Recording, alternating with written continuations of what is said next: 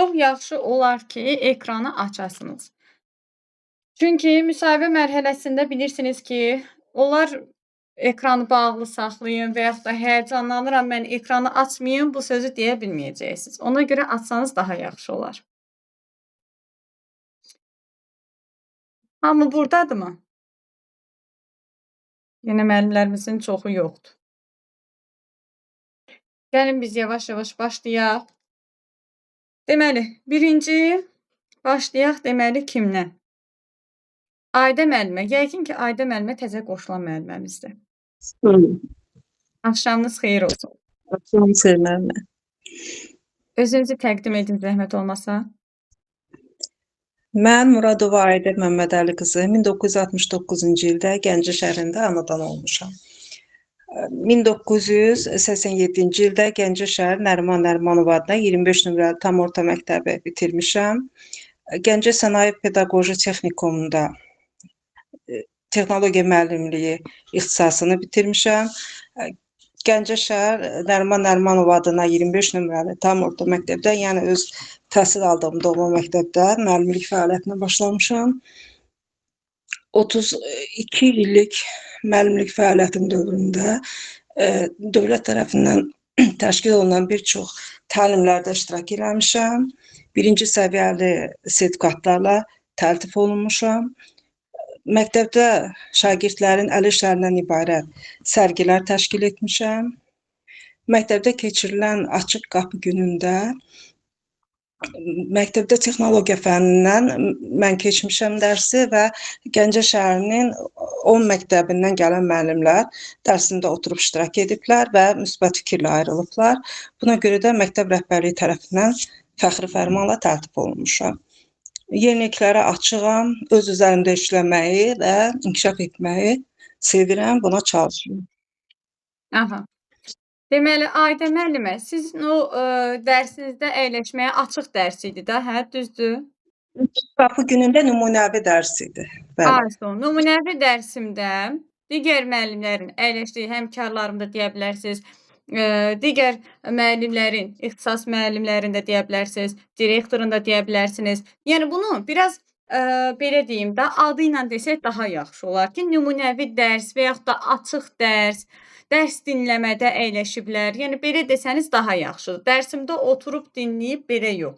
Nümunəvi dərs, onun da açıq dərs kimi və yaxud da məktəbdə açıq qapı təşkil olunmuş açıq qapı günündə Gəncə şəhərindən 10 məktəbdən həmkarlarım, müəllimlər gəlib nümunəvi dərsində iştirak ediblər. Bəli. İştirak ediblər. Gəncə şəhəri deməli təhsil müəssisəsində olan müəllimlərin iştirakı ilə keçirilmiş deməli dərsimdə yüksək qiymətləndirilmişdim. Yəni direktor tərəfindən yüksək qiymətləndirilmişdi. Həmin o dərsin adını deyirsiniz. Ay, sağ olun.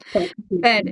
İlləri deməyə ehtiyac yoxdur. Bir dənə anadan olduğunuz tarixi ili deyirsiniz. Heç neçə ayın neçəsidir o da lazım deyil. Bir dənə doğulduğunuz il lazımdır. Yerdə qalan universitetə nə zaman qəbul olmusunuz, nə zaman işə qəbul olmusunuz, bu lazım deyil. Amma belə ayrıca hər şey qaydasındadır. Bir dənə də o hissəyə düzəliş edək. O dediyim, o dərs dinləmədimi deyək, nümunəvi dərs, açıq dərsdir. Bunu belə bu qaydada deməli düzəliş edib desək əladır. Bəli, yəni açıq dərs məktəb daxilində olur. Bu açıq qapı idi. Başqa məktəblərdən qonaqlar gəlmişlər də dərs dinləməyə. Ay, sağ olun. Bəli, dərs dinləmə. Aydə müəllimə, təlim nəticəsi nədir? Təlim nəticəsi əvvəlcədən mənimsənilməsi əvvəlcədən nəzərdə tutulan təlim nəticələrinin müəyyənləşdirilməsidir. Mənimsənilməsi nəzərdə tutulan bilik və bacarıqların əvvəlcədən müəyyənləşdirilməsidir. Bəli, təlim nəticəsini necə müəyyənləşdirirsiniz? Təlim nəticəsi az standarta görə çıxarılır və təlim nəticələri 4 bölmədən ibarətdir. Təhsil səviyyələrinə görə, sonra məzmun xəttinə görə, dərs ilinin sinfin sonuna görə və dərsin sonuna görə. Yəni, ümumi təlim nəticələrindən danışırıq. Deyirik ki, bəli, Əfruzə müəllimə, bəli, sertifikasiya müəllimləri üçündür. Deməli, ümumi təlim nəticələrindən danışırıq. Deyirik ki, ümumi təlim nəticələrinin bölgüləri siz dediyiniz kimidir, amma siz orada dərsin məqsədini deməyəcəyik. Çünki dərsin məqsədi ümumi təlim nəticələrinə daxildir. Yəni, ümumi təlim nəticələrinin bir bölgüsüdür dərsin məqsədi. Və görürsünüz, ümumi, o 4-ünü ümumiləşdirib deyirlər ki, ümumi təlim nəticəsidir. İndi o bölgüləri daşında əlbəttə ki, biz ümumi təlim nəticələrini deyəcəyik. Dərsin məqsədi üçün bir akademik dərs saatı üçün nəzərdə tutulmuş bilik və bacarıqların əvvəlcədən müəyyənləşdirilməsidir ki, biz buna dərsin məqsədi də deyirik. Doğrudur. Dərsin məqsədini planlayarkən, yəni alt standartdan çıxararkən smart planlama texnikasından istifadə edirik. Bunu ayrıca sual kimi də verə bilərlər. Smart planlama texnikası nədir? Dəqiq, aydın olmalıdır, əlçatan olmalıdır, ölçülə bilən olmalıdır. Sonra planlı vəsaitlərə real olmalıdır. Real nə idi o? Real imkanlar, resurslar.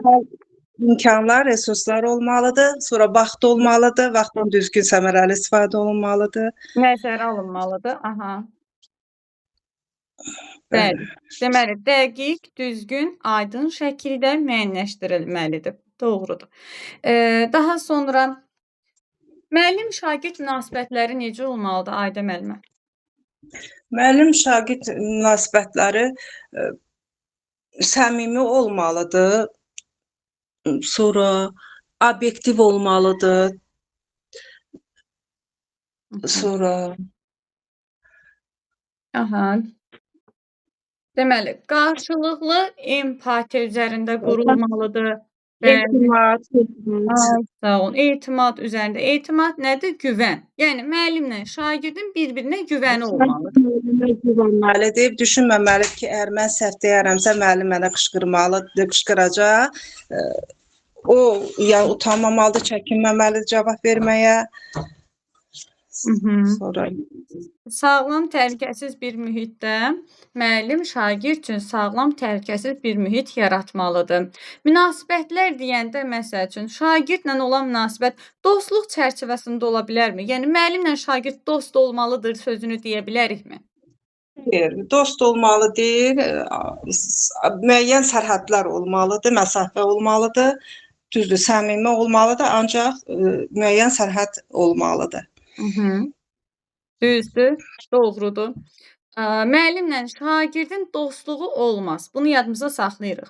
Siz şagirdlərlə necə dostluq edirsiniz? Və yaxud da şagirdlərlə dostluq edirsinizmi? Müəllimlə şagird dost olmalıdırmı? Belə bir sual ünvanlayanda deyirik ki, müəllimlə şagirdin münasibəti reallıq, səmimiyyət üzərində qurulmalıdır. Etimad üzərində qurulmalıdır. Qarşılıqlı etimad, empatiya üzərində qurulmalıdır. Ancaq müəllimlə şagirdin səmimi, deyirik ki, münasibəti səmimi olmalıdır, amma çərçivə daxilində olmalıdır. O çərçivəni keçmək olmaz. Artıq o çərçivəni keçəndə o dostluq sayılır. Dostluq da artıq belə deyim də, şagirdlər niyə müəllimlə şagirdin dostluğu olmaz? Çünki müəllim şagirdlə dost olanda şagird artıq şəxsi söhbətlərə yer verir.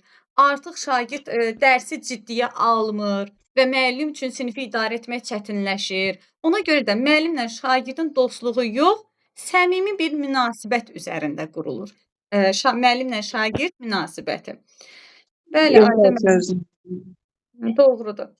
Ayda müəllimə, bullying nədir?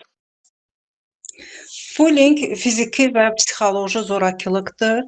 Bir şagirdə bir şəxs və yaxud bir neçə şəxs tərəfindən zorakılıq ola bilər və bullying zamanı müəllim nə etməlidir? Müəllim bullying olunan şagirdlə əvvəlcə söhbət aparmalıdır, onun təhlükəsizliyini təmin etməlidir. İlk növbədə sonra bullying edən tərəflə söhbət aparıb, ona bu hərəkətinin yaxşı olmadığını izah etməlidir və məktəb psixoloqu, sinif rəhbəri, valideyni əməkdaşlıq etməlidir. Aradan lazım. Aha. Deməli, müəllimlə şagirdin, ümumiyyətlə müəllimlə valideynin və müəllimlə psixoloqun əməkdaşlığı vacibdir. Sizə sual verilsə ki, valideynə nə zaman müraciət edərsiniz? Necə cavab verir? Valideyn Valideynlər yalnız uşağın mənfi işləri, şagirdin mənfi cəhətləri olanda yox, onun üstün cəhətlərini də məlumat vermək lazımdır. Daim valideynlə əlaqə saxlamaq lazımdır. Uşağın yaxşı tərəflərini birinci demək lazımdır və əgər səhv tərəfi varsa, onu valideynlə bir yerdə aradan qaldırmağa çalışmaq lazımdır. Doğrudur. Deməli, təkcə şagirdin mənfisini deyil, eyni zamanda uğurlarını da biz valideynə məlumat verməliyik, bu haqda danışmalıyıq. Yəni təkcə hər hansısa bir problemin olmağını, konfliktin yaşanmağını və ya da mənfi bir hadisənin olmağını gözləməməliyik. Fəaliyyətini, yaxşı işlərini, müsbət tərəflərini, tədris fəaliyyətini də daim məlumat verməliyik. Bəli, doğrudur, doğrudur. Yəni burada biz valideynlə nə zaman əməkdaşlıq edirsiniz deyəndə şagird haqqında məlumat verirəm və ya da o zaman əlaqə saxlayıram. Bu tipli cümlələr deyil, mütəmadi olaraq əlaqə saxlanılmalıdır. Bəli, doğrudur. Çox sağ olun Ayda müəllimə. Siz də sağ olun. Sonra digər müəllimlərimiz iştirak etmək istəyən əl qaldırsın zəhmət olmasa, könüllü şəkildə. Mehriban müəllimə. Alxasova Mehriban. Bəli, Nərgis müəllimə. Hazırsınız yoxsa dinləyici kimi qoşulmusunuz? Nə bilim, valla, nə deyim, bəlkə sual versəz cavab verərəm. Niyə belə çəkinirsiniz? Niyə belə qapalı düşüncədəsiz? Orada da belə cavab verəcəksiniz, Mehriban müəllimə. Yox. Ona Hər kim görə sizə çatır. hazırlaşmaq lazımdır. Qorxmaq lazım deyil. Biz bura öyrənmək üçün toplaşmışıq. Yəni burada belə deyim, çətin bir məqam, çətin bir sual, sualdan qorxmayın. Mənə elə sual verərlər ki, onu bilmərəm. Niyə? Neçə ildir müəllim işləyirik biz. Bizim yetəri qədər stajımız var. Uşaqlarla işləmək bacarığına malikik. Ona görə öz praktikanıza da əsaslana bilərsiniz. Şərt o deyil ki, siz kitab cümlələrindən istifadə edəsiniz. Əksinə, siz öz cümlələrinizdən istifadə etsəz daha yaxşı olar. Daha təbii alınar. Onsuz da orada kitab cümlələrini işlədəndə, çox kitab cümlələrinə yer verəndə, onlar artıq orada bilir ki, müəllim burada əzbərlik gəlib danışır. Müəllim bunu öz praktikasında istifadə eləmir. Amma öz praktikamızdan istifadə edəndə çox effektiv olur. Onlar üçün də yüksək, onlar tərəfindən, komissiya tərəfindən yüksək dəyərləndirilir. Dinləyici kimi qoşulmaq istəyirsinizsə, Mehriban müəllimə, dinləyici kimi dinləmədə qalın. İstəyirsiniz təqdim edeyim özümü? Buyurun, Bəlkə elə sual-cavabda açılışacağım da. özünüzü Belə təqdim baxmışam. edin, narahat olmayın. Aha. Əgər başa düşmədiyiniz sual və ya da cavab verməsəniz, mən cavablandıracağam. Buyurun. Mən Mehriban Alxazova Rafael qızı.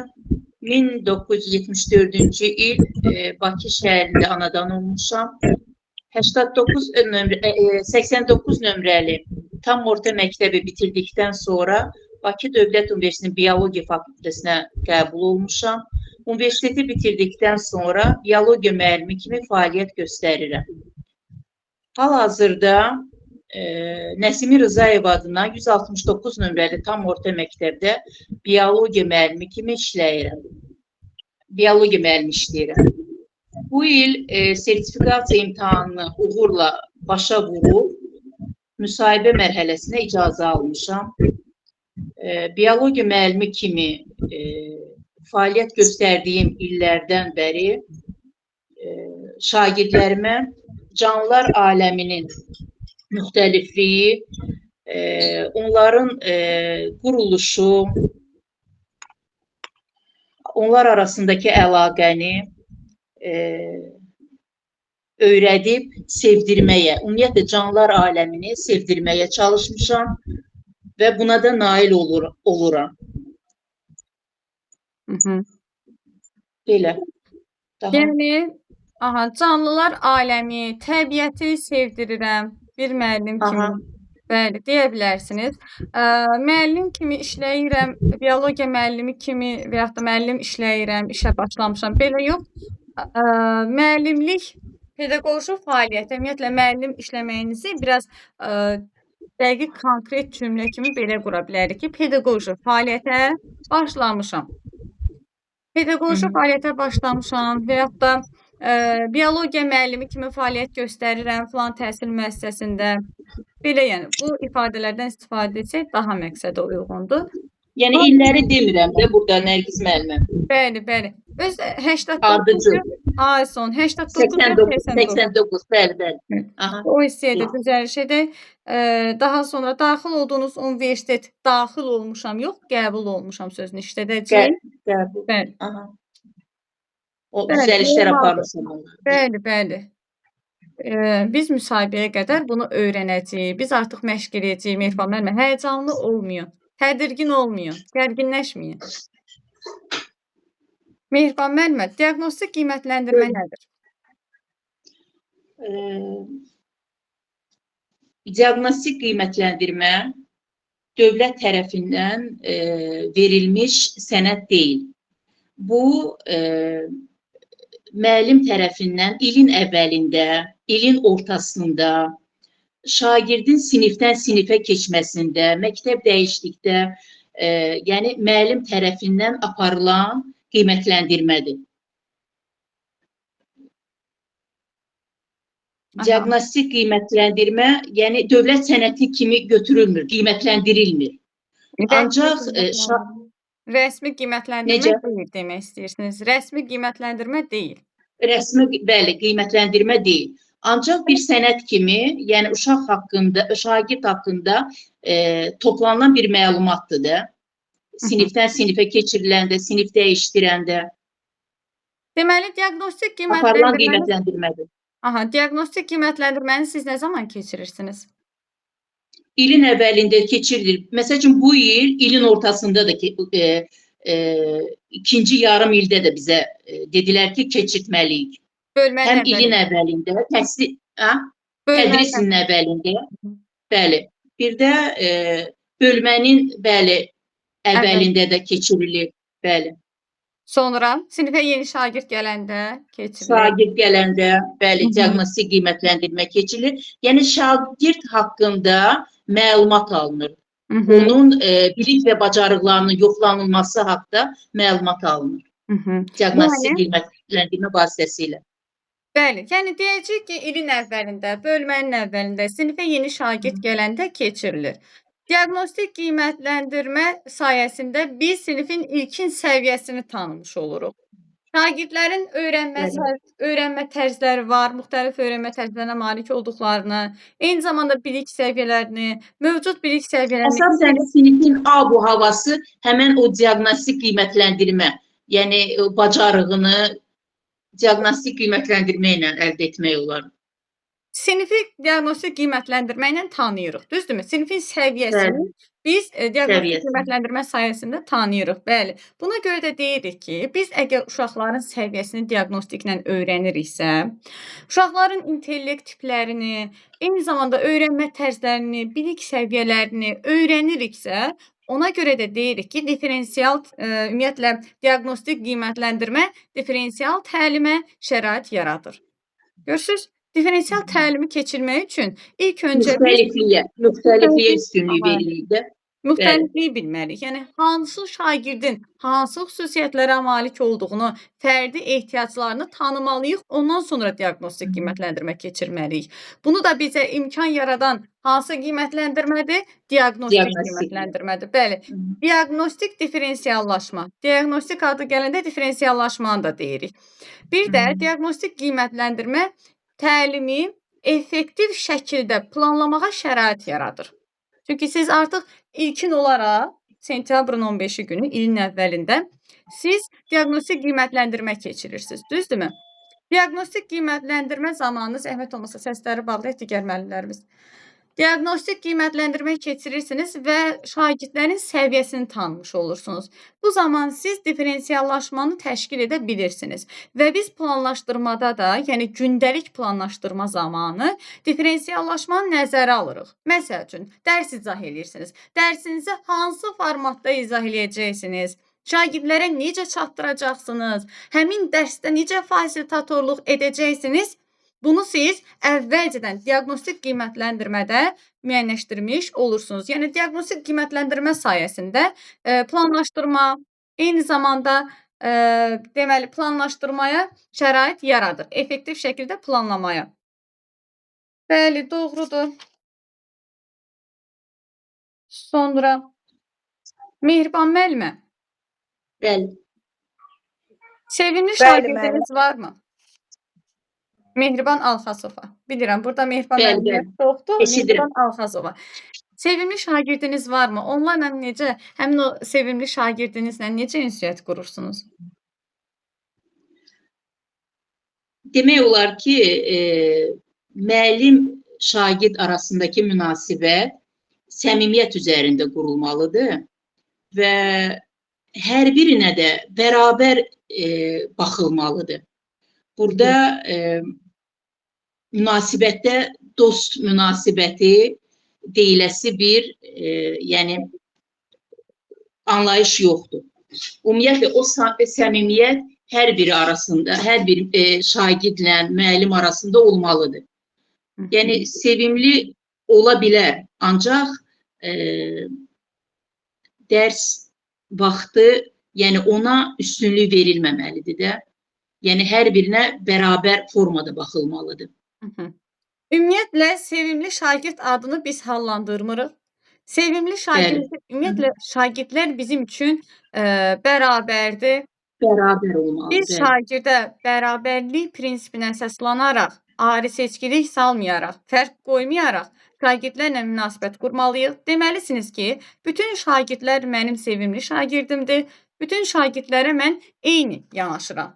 Eyni münasibət göstərirəm. Bəli, eyni münasibət göstərirəm. Bütün şagirdlər mənim üçün əzizdir.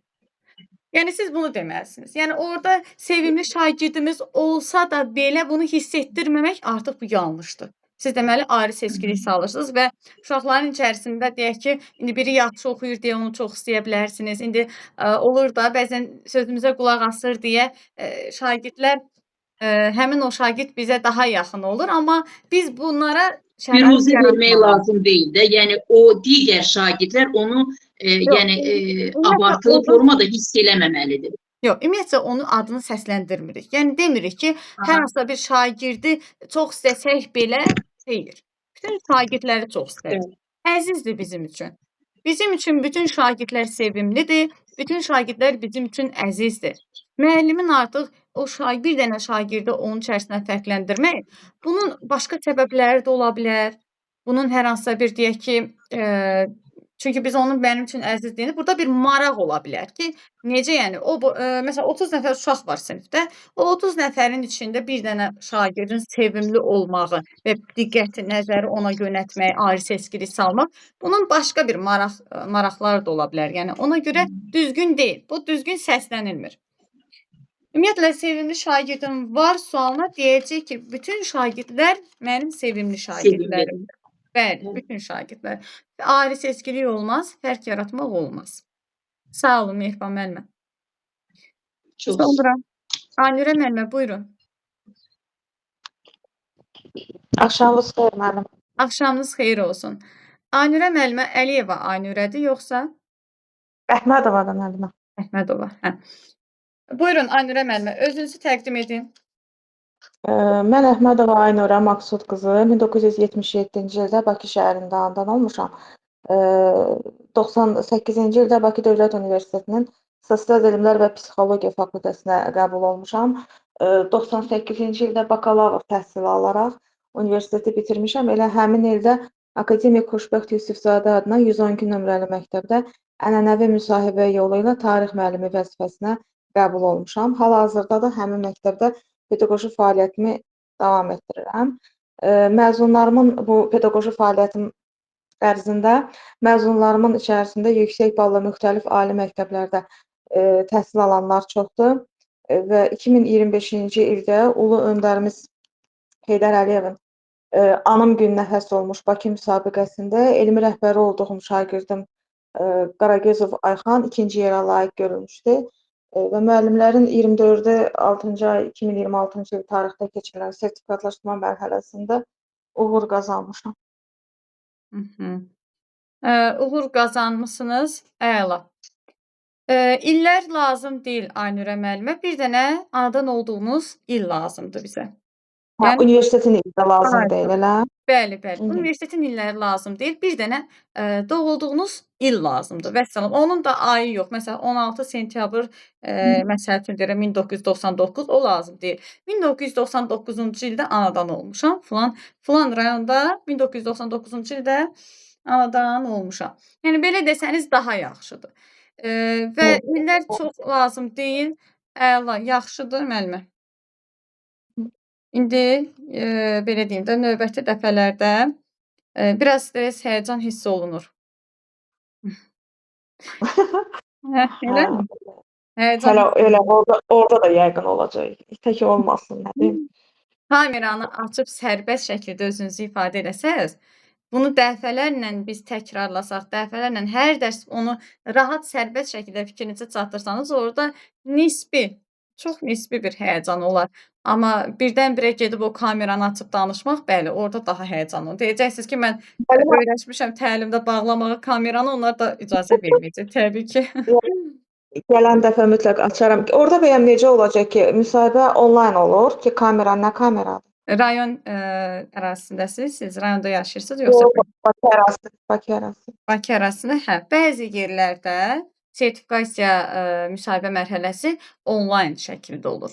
Onlayn, yəni baxın, hal-hazırda belə onlayn şəkildə olur. Bakının bəzi ərazilərində də var, amma əyanisi də var. Amma sertifikasiya müsahibə mərhələsi daha çox onlayn. Rayonlar onsuz da onlayndır. Bakının da bəzi yerlərində onlayndır. Bildiyim qədərilə. Aynurə müəllimə, formativ qiymətləndirmə nədir? Formativ qiymətləndirmə şagird fəaliyyətini izləmək üçün nəzərdə tutulub. Yəni yönəldicidir də. Elə bil biz orada onu izləyirik. Əgər bütün mümkün variantlarla onu düzəltməyə yönəlir. Ətraflı şəkildə danışın. Formativ qiymətləndirmə şagirdin fəaliyyətini izləyirik. Formativ qiymətləndirmədə şagirdlərə əks əlaqə veririk. Əks əlaqə nədir? Konstruktiv rəy necə verilir? Orada özünü qiymətləndirmə, yoldaş qiymətləndirməni təşkil edirik. Refleksiya üsullarından istifadə edirik. Bunların hər birindən geniş şəkildə danışa bilərsiniz. Sonra Aynurə müəllimə, summativ qiymətləndirmədə, böyük summativ qiymətləndirmədə şagird gəlməyəndə onu necə qiymətləndirirsiniz? Şagird gəlməyəndə ona Dərsdə iştirak etməyəndə o şagirdi necə qiymətləndirirsiniz? 0 yazırıq. Sonra üzürlü səbəbdən gəlməyibsə əgər arayış gətirilir. Bir həftə ərzində yenidən ondan imtahan yəni böyük summativini verir. Elə deyil. Aha. Düz demirəm. Deməli 2 həftə gözləməli. Üzürlü səbəbdəndirsə əgər, siz 2 həftə gözləməlisiniz. 2 həftə, 14 gün gözləməlisiniz. 2 həftə müddətində gəlmədikdə, təbii ki, adının qarşısına 0 yazırsınız və bu illik və yarım illik balların hesablanmasında mütləq şəkildə nəzərə alınacaq. Üzürlü olsa belə, çünki siz ona vaxt vermisiniz 2 həftə. Və bu böyük summativ qiymətləndirmədə mütləq şəkildə bal yazılmalıdır. Gəlməsə 0 yazırsınız. Hesablanmada yarım illik və illik balların hesablanmasında nəzərə alınır. Yox, əgər icazəsizdirsə, üzürsüzdürsə, o zaman nə edəcəksiniz? Gözləmirsiniz. Adının qarşısına 0 yazırsınız. O 0-ı yarım illik və illik balların hesablanmasında nəzərə alırsınız. Sonra differensial təlim nədir? Aynurə müəllimə. Differensial təlim.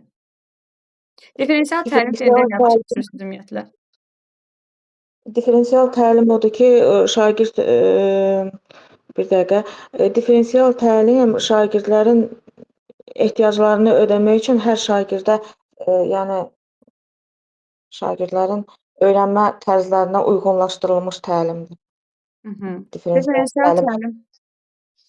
Diaqnostik Aha. Təlimin differensiallaşdırılması üçün ilk növbədə diaqnostik qiymətləndirmə keçirdirik. Ondan sonra yəni hər bir şagirdin təlim ehtiyaclarını öyrənirik və ona uyğun olaraq planlaşdırılmamızı aparırıq və təlimin differensiallaşdırılmasını həyata keçiririk.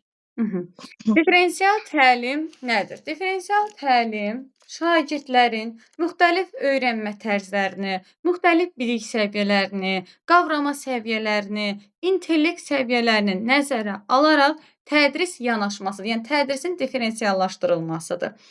Yəni eyni bir mövzunu, müxtəlif mövzu yox, eyni bir mövzunu müxtəlif üsullarla, müxtəlif formada şagirdlərə izah etmək, çatdırmaqdır, ötürməkdir. Və differensial təlimi necə təşkil edirsiniz deyəndə necə cavab verəcəksiniz? Differensial təlimi təşkil eləmək üçün müxtəlif metodlardan istifadə eləməyə, yəni uyğun olan metodlar seçmək lazımdır ki, yəni uşaqların təlim ehtiyaclarını nəzərə alaraq. Siz qəşəng danışırsınız, sizdən sonra danışmağa adam utanır. Deməli, differensial təlim odur ki, ümumiyyətlə necə təşkil edirsiniz deyəndə, siz birinci növbədə tez differensial sözü nə ilə başlayır? Diaqnostik, D hərfi ilə. Diaqnostik yadınıza düşməlidir. Deməli, birinci növbədə biz ilin əvvəlində diaqnostik qiymətləndirmə keçiririk ki, burada şagirdlərin müxtəlif öyrənmə tərzlərini, bilik səviyyələrini, müxtəlif qavrama səviyyələrini biz bilək, tanış olaq, şagirdləri tanıyaq, sinifin səviyyəsini tanıyaq, ondan sonra differensial təlimi təşkil edək. Məhz diaqnostik qiymətləndirmə differensial təlimi təşkilinə şərait yaradır. Birinci növbədə diaqnostik qiymətləndirməni keçirirəm, düzgün şəkildə keçirirəm. İkinci növbədə çevik qruplardan istifadə edirsiniz. Çevik qruplar deyəndə burada bilirik ki, qruplar iki yerə bölünür. Heterogen və homogen qruplar. Bunu ayrıca sual kimi də verə bilərlər sizə. Heterogen qrup nədir, homogen qrup nədir? Ayrıca sual kimi verə... Homogen eyni cür uşaqlardır, yəni eyni ya zəif, ya güclü. Heterogen isə qarışıqdır, zəif də olur orada, güclü də olur. Zəif şagird ümumiyyətlə ifadəsini işlətmirik. Çünki zəif şagird olmur, zəif qavrama səviyyəli şagird olur. Zəif qavraması olan, zəif potensiala malik olan şagird olur.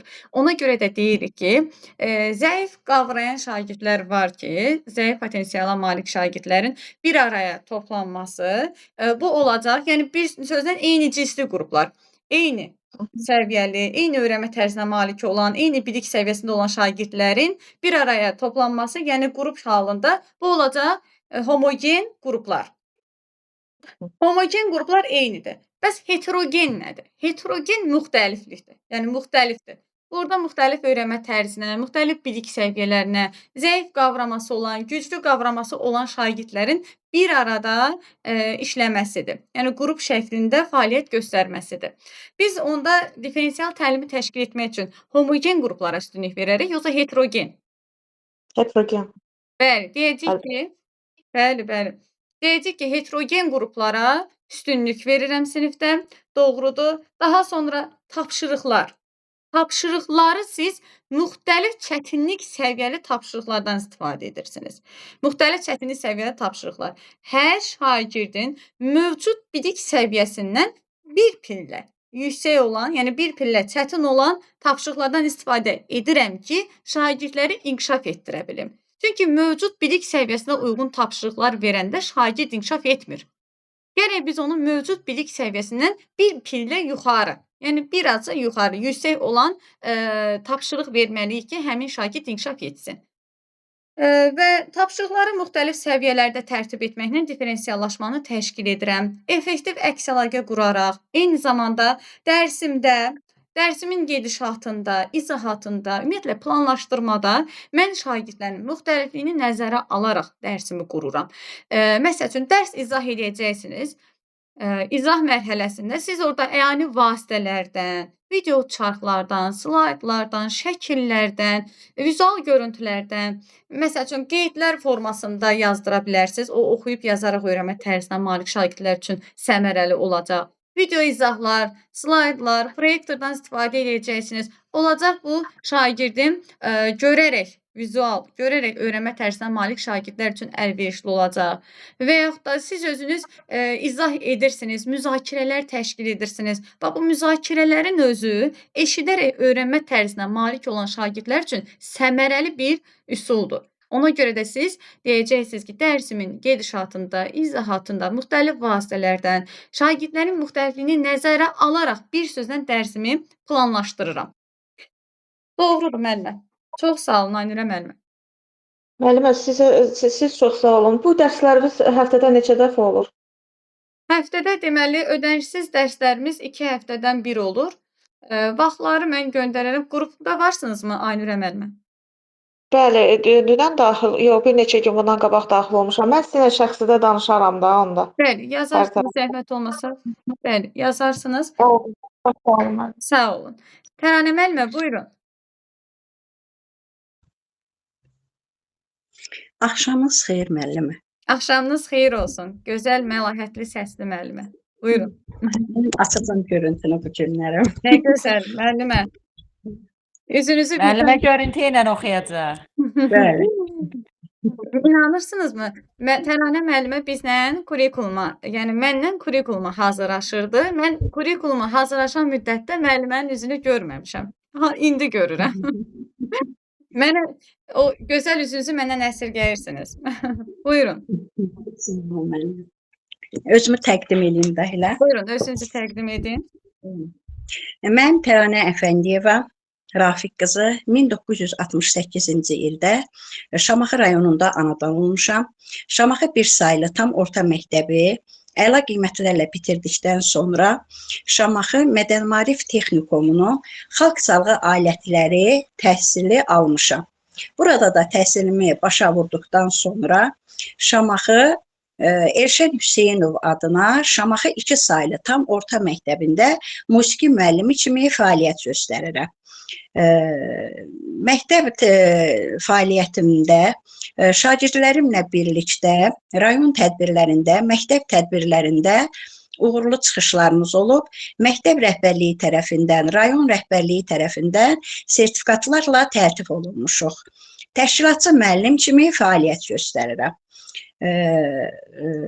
Sertifikasiya mərhələsində 43 bal toplayaraq müsahibə mərhələsinə dəvət almışam. Sənətimi çox sevirəm, işimi çox sevirəm. Məqsədim şagirdlərimizin musiqiyə meyl və marağını daha da gücləndirmək üçün çalışmaqdır.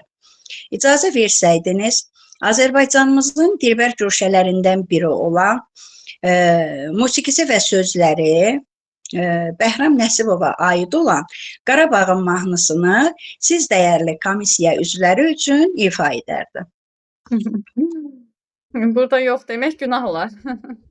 Əla, müəllimə, çox gözəl. Bir dənə orada nəyə düzəliş eləyəcəksiniz? Bilirəm, onu şagirdlərlə bir yerdə kollektiv şəkildə iştirak etmisiniz, o tərtibnamələri almısınız. Ancaq ki, orada ya kollektiv şəkildə iştirakımıza şagirdlərimlə birgə sözünü əlavə edin ki, şagirdlərimlə birgə, əslində siz tərtib olunmusunuz da ona, düzdürmü? O sertifikatlar sizə verilibdir, fəaliyyətinizə görə verilibdir. Ona görə siz o tərtib olunmuşam sözünü deyin, olunmuşuq yox. Olunmuşuq deyəndə elə bir neçə müəllim şərik olub, yəni belə çıxır ki, yəni bir neçə müəllim, axı siz orada bir nəfər olacaqsınız, onlara maraqlı deyir ki, sizdən başqa kimlər tərtib olunubdur. Bəli. Tərtib olunmuşam deyirsiniz ki, sırf söhbət siz o fəaliyyəti siz təşkil eləmisiniz və onu uşağa yox sizə veriblər, həmin o fəaliyyətinizə görə. Ona görə tərtib olunmuşam sözünü deyəcəyik. Əla müəllimə, problem yoxdur, çox gözəl də nitqiniz var müəllimə. İnteraktiv təlim nədir? İnteraktiv təlim şagird yönümlü təlimdir. İnteraktiv təlim şagird yönümlü təlim idi. 21-ci əsr bacarıqları interaktiv təlimdə mövcuddur. Burada müəllim şagird münasibəti deyil, hətta şagirdlərin şagirdlərdən öyrənmə forması da mövcuddur. Burada şagirdlər bir-birlərinə rəy verə bilirlər, qiymətləndirə bilirlər. İnteraktiv təlimin nəticəsi təşkilini dedikdə isə qeyd eləyəcəyik ki, interaktiv təlimin təşkilində əks əlaqə yaradıram şagirdlərlə. Şagirdlərin dərsə marağını artırmaq üçün onlarda motivasiya yaradıram. Uşaqlarla birlikdə özüm də dərsə cəlb olunuram. Özüm də fəaliyyətdə birlikdə fəaliyyət göstəririk. Bəli. Birlikdə fəaliyyət göstəririk. Əla, müəllimə. Fasilitator kimi bax bir scaffolding, fasilitator bacarığı, bunlardan necə istifadə edirsiniz? Bunlara sözün düzü müəllim, hələ o səslərinizə təzə qulaq asıb elə bir ki götürmüşəm də qeydlərimi. Onları hələ bilmirəm. Biraz o gerilərə gedin, o gerilərdən suallar verin, onu gələn dərsə oxuyub öyrənəcəm. Oldu müəllimə. Deməli, fasilitator scaffoldingdən sual verəndə deyəcək ki, mən fasilitator kimi, ümumiyyətlə fasilitator müəllim müşahidəçi, bələdçi və tədqiqatçı olmalıdır. Deməli, fasilitator müəllimdə 3 keyfiyyət birləşir. 3 keyfiyyət hansıdır? Bələdçi müəllim, müşahidəçi müəllim, bir də tədqiqatçı müəllim. Bu şagirdlə bağlıdır. Şagirdlərə bələd olmaq, şagirdləri müşahidə etmək, onlar haqqında məlumat toplamaq və eyni zamanda şagirdləri tədqiqat etmək. Tədqiqat nə deməkdir? Araşdırma. Deməli, bir fasilitator kimi şagirdlərimə kömək oluram, şagirdlərimə çətinlik çəkdiyi məqamlarda yol göstərirəm, dəstək oluram. Eyni zamanda scaffolding strategiyası isə müvəqqəti dəstək. Scaffolding strategiyasıyla fasilitator eyni anlayışa gəlib çıxır. Sadəcə scaffolding strategiyadır, fasilitator isə müəllimin bir modelidir, yəni bir müəllim modelidir.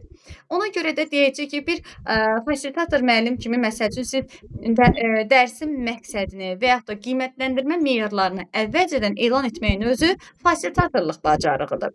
Və yaxud da deyəcəksiniz ki, şagirdlər çətinlik çəkdiyi tapşırıqlar olanda mən məlumatı və yaxud da izahatı, cavabı hazır şəkildə deyil, şagirdləri istiqamətləndirərək, yol göstərərək həmin araşdırmağa sövq edirəm, araşdırmağa cəlb edirəm ki, yəni bu məlumatı getsinlər şagirdlər özləri araşdırsın, özləri həll etsin. Bunun üçün mən sadəcə yol istiqamət göstərirəm. Effektiv əks əlaqə, konstruktiv rəy verirəm şagirdlərə. Konstruktiv rəyin özü belə fasilitatorluq bacarığına daxildir. Konstruktiv rəyi necə verirsiniz? Konstruktiv rəy nədir? Konstruktiv rəy səhv eləmirəmsə konstruktiv rəy. Konstruktiv rəy şagirdi gələcəyə doğru aparan, inkişaf etdirən. Elə bir ki, konstruktiv rəyi müəllim şagirdlərə açıq, aydın, düzgün şəkildə verməlidir. Konstruktiv rəy gələcəyə yönəmli olmalıdır. Konstruktiv rəy şagirdin şəxsiyyətinə deyil, birbaşa onun fəaliyyət və İdraki fəaliyyətinə. İdraki bacarıqlarına yönəmli olmalıdır. Müəllim burada şagirdlərə hər hansı bir mənfi cəhəti də onlara elə çatdırmalıdır ki, uşaqların, şagirdlərin yəni müsbət cəhəti kimi qəbul eləsinlər. Bu cür nədə, nə bilim. Həssaslıqla verməlidir. Rəng həssaslıqla verilməlidir. Rəng verərkən birinci müsbətdən başlamalıyıq. Şagirdin birinci müsbət tərəflərini vurğulamaq lazımdır. Daha sonra səhvlərini gizlətmək olmaz. Səhvlərini mən mənfilərini deyək ki, gizlədim, ancaq müsbətlərini deyim. Xeyr, konstruktiv rəy bu deyil. Konstruktiv rəydə birinci başlayanda müsbətlə başlayırıq. Ola bilər. Şagird tapşırığı yazıb, amma səhvdir. Bir dənə müsbət tapırsınız orada. Siz bu zaman nə edəcəksiniz? Şagirdin ünsiyyət, əməkdaşlıq, vaxta qənaəti baxımından müsbət dəyərləndirib rəyinizə başlayacaqsınız. Məsəl üçün, qeyd edəcəksiniz ki, tutaq ki, mən yoxluyuram, məsəl üçün deyirəm, görürəm ki, şagirdin tapşırığında bir dənə düz yoxdur, hamısı səhvdir. Bu zaman deyəcəm ki, tapşırığı yerinə yetirərkən vaxtdan düzgün istifadə etmirsən, vaxtı düzgün idarə etməyə bacarırsan. Bunu afərin, məsələn, əhsən sözlərlə istifadə edərək şagirdi motivasiya edirəm və yüksək dəyərləndirirəm. Daha sonra tapşırıqda nədə səhvə yol veribsə, mən onu dəqiq şəkildə çatdırmalıyam. Ümumi şəkildə deyil, konkret şəkildə verilməlidir. Xüsusi, ümumi deyil, xüsusi olmalıdır konstruktiv rəy. Ümumi necə? Məsəl üçün, mən deyirəm ki, tapşırıqlarında səhvlərə yol vermirsən. Get plan qaydanı bir daha oxu, nəzərdən keçir, yenidən bir də yaz. Bu artıq ümumi rəydir. Rəy xüsusi olmalıdır. Nədə səhvə yol veribdir? Məsəl üçün, məsələnin həllindəmi, ortoqrafiya qaydalarındamı, nə bilim, musiqi janrlarındamı, bəstəkarların əsərlərindəmi, nədə səhvə yol veribsə, siz onu göstərməlisiniz.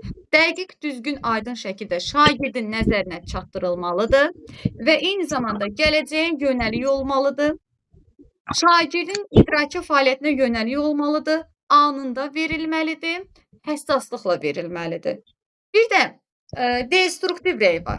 Destruktiv rey bunun əksidir. Ola bilər onu da sual verəcəklər ki, destruktiv rey nədir? Bu sualı müəllimlərimizə keçən il müsahibə mərhələsində iştirak edən müəllimlərimizə verilmişdir. Destruktiv rey nədir? Bunun əksidir. Yəni dedik ki, konstruktiv rey dəqiq, düzgün, aydın şəkildə verilən reydir. Düzdürmü? Destruktiv rey isə dəqiq, düzgün, aydın şəkildə verilməyən reydir. Vaxtında verilməyən. Elə bil o konstruktiv reydə işlətdiyiniz o fiilləri inkara çevirin. İdraka yönəlik rey deyil, şagirdin şəxsinə yönəlik reydir. Daha sonra qeyd edəcəyik ki, həssaslıqla verilməmiş reydir. Burada belə deyəcək, emosiyalara yönəlik reydir. Niyə? Çünki emosiyalara yönəlik rey düzgün rey deyil. Emosiyalara yönəlik reydə şagirdin həddən artıq tərifinə yer verilmiş reydir. Reylərdə isə verdiyimiz o konstruktiv reydə isə şagirdin tərifinə yer verilməməlidir. Ona görə də deyəcək ki, destruktiv rey həddən artıq tərifə yer verilmiş reydir. Anında, vaxtında verilməmiş, gecikmiş reydir. Və eyni zamanda şagirdin şəxsinə yönəlik reydir. Keçmişə yönəlik reydir, keçmişə. Konstruktiv gələcəyə yönəlikdir. Destruktiv isə keçmişə yönəlik reydir. Məsəl üçün, keçmişə yönəlik necədir? Müəllim rey verir, qeyd edir ki, qaydanı nəzərdən keçirsəydin, bu səhvləri etməzdin. İndi biz burada hardasa bizə yol göstərmiş kimi görünə bilər. Amma o müəllim keçmişə yönəlik rey verir. Deyir ki, sən filan qaydanı nəzərdən keçirsəydin, bu səhvlərə yol verməzdin. İndi səhv edib də, görsünüz də həssaslıqla vermir. Həssaslıqla kobud şəkildə, sərt şəkildə verir. Ona görə də demək lazımdır ki, keçirsəydin yox, keçirsən daha yaxşı olar. Və ya da nəzərdən keçirib yenidən yazsan daha yaxşı olar. Yəni, bu cür həssaslıqla verilmiş gələcəyə yönəlik bir konstruktiv rey verməliyik. Sonra, diaqnostik qiymətləndirmə nədir Təranə müəllimə?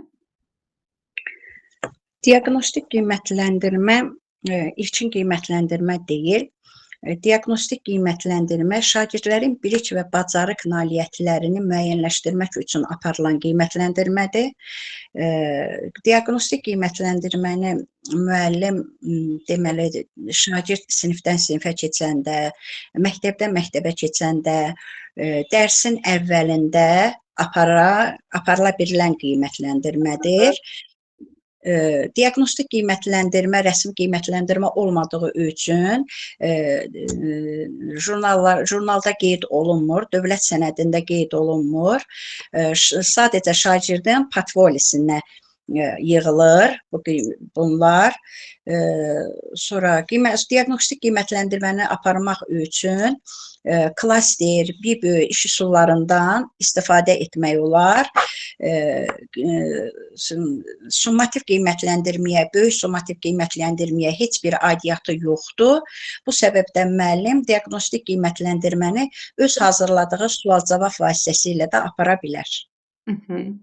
Deməli, qeyd edirik ki, ilkin qiymətləndirmədir, ilkin. İlin əvvəlində, bölmənin əvvəlində, sinifə yeni şagird gələndə keçirilir. Diaqnostik qiymətləndirmə rəsmi qiymətləndirmə deyil. Belə ki, nəticələri jurnalda qeyd olunmur. Ancaq nəticələrini mütləq şəkildə müəllim özündə qeyd edib saxlamalıdır, şagirdin də portfolisində saxlanılmalıdır. Diaqnostik qiymətləndirmə ilə biz şagirdlərin mövcud bilik səviyyələrini müəyyənləşdiririk. Mövcud bilik səviyyələrini. Məsəl üçün, siz sinifə yeni daxil olmuşsunuz, hələ uşaqların hansı potensiala, hansı bilik səviyyəsinə malik olduğunu bilmirsiniz. Amma diaqnostik qiymətləndirmə keçirən zaman siz bunları müəyyənləşdirmiş olursunuz ki, hə, hansı uşaq hansı potensiala malikdir, hansı bilik səviyyəsinə malikdir. Siz bunu diaqnostik qiymətləndirmədə müəyyənləşdirirsiniz. Ona görə də mövcud bilik səviyyələrini biz qiymətləndiririk. Amma desəniz ki, təlim nailiyyətlərini müəyyənləşdiririk, bu artıq summativə gedir. Çünki summativdə təlim nailiyyətlərini müəyyənləşdirirsiniz. Siz diaqnostikdə ilkin olaraq mövcud bilik səviyyələrini müəyyənləşdirmiş olursunuz. Doğrudur. Daha sonra demişəm ki, ümumi şəkildə bir səs atmışdım qrupa qiymətləndirmə haqqında. Məsəl üçün, məktəb daxili qiymətləndirmədən ümumi danışa bilərsinizmi məktəb daxili qiymətləndirmədən?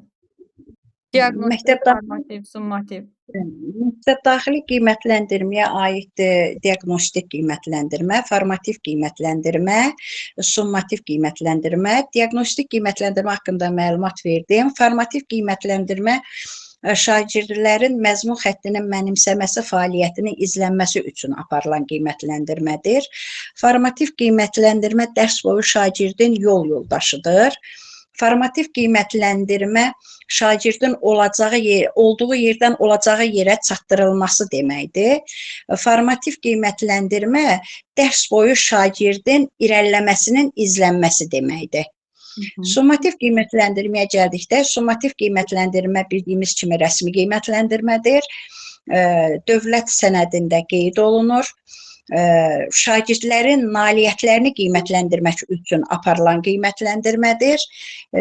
Summativ qiymətləndirmənin də iki növü var. Olur kiçik summativ qiymətləndirmə, böyük summativ qiymətləndirmə. Kiçik summativ qiymətləndirmə qeyd etdiyimiz kimi şagirdlərin nailiyyətlərini qiymətləndirmək üçün aparılır. Böyük summativ qiymətləndirmə isə birinci yarım ilin sonu, ikinci yarım ilin sonunda aparılan qiymətləndirmədir.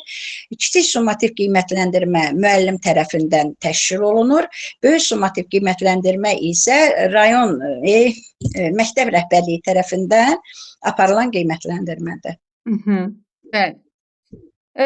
Sonra qeyd edəcəyik ki, diaqnostik qiymətləndirmə şagirdlərin mövcud bilik səviyyələrini müəyyənləşdirmək üçün eyni zamanda effektiv planlamaya şərait yaradır, differensial təlimə şərait yaradır.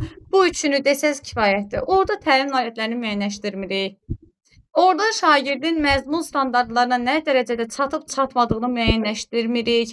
O mövcud biliklərin sadəcə müəyyənləşdirilməsidir. Yəni, mövcud nədir? İndiki, hal-hazırda şagirdin bilik səviyyəsi hansı mərhələdədir, hansı yerdədir? Yəni, bunu müəyyənləşdiririk diaqnostikdə. Formativdə nə edirik? Bəs formativdə məzmun standartı, formativ qiymətləndirmə məzmun standartlarının reallaşmasına xidmət edir. Məzmun standartları deyəndə əsas standart və alt standart nəzərdə tutulur. Əsas standart bizə lazım deyil. Əsas standartı heç bir yerdə yazmırıq, heç bir yerdə istifadə etmirik. Bizə lazım olan alt standartdır ki, bu məzmun standartlarının reallaşdırması deyəndə alt standart nəzərdə tutulur. Biz hər gün alt standartı reallaşdırırıq. Hər gün bir alt standart reallaşdırırıq mövzumuza uyğun olaraq. Məhz hər gün gündəlik keçirdiyimiz qiymətləndirmə hansıdır?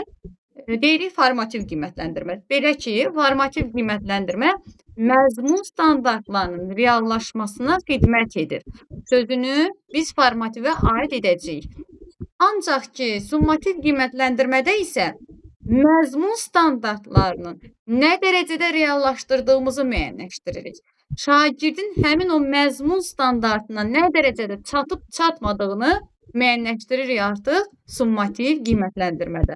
Summativdən danışanda birinci ümumi danışın. Sonra onu iki hissəyə ayırarız. Birinci ümumi danışın ki, məsələn, şagirdin əldə etdiyi təlim nailiyyətlərinin səviyyəsini ölçürük. Summativ qiymətləndirmə ilə şagirdin təlim nailiyyətlərini müəyyənləşdiririk. Məzmun standartlarına nə dərəcədə çatıb-çatmadığını müəyyənləşdiririk.